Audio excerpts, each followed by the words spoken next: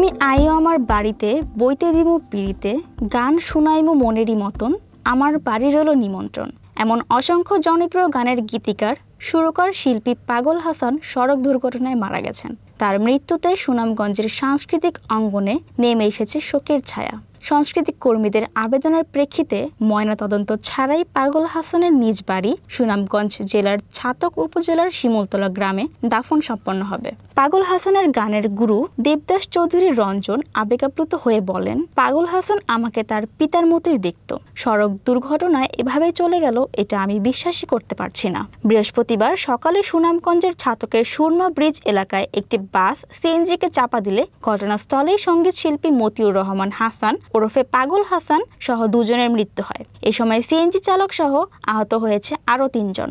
দুর্ঘটনায় নিহত পাগল হাসান সহ বাকিরা সবাই সিএনজি অটোরিকশার যাত্রী ছিলেন। দুর্ঘটনায় নিহত অপরজনের নাম আব্দুল সাত্তার। পাগল হাসানের বাড়ি সুনামগঞ্জের ছাতকের শিমুলতলা গ্রামে।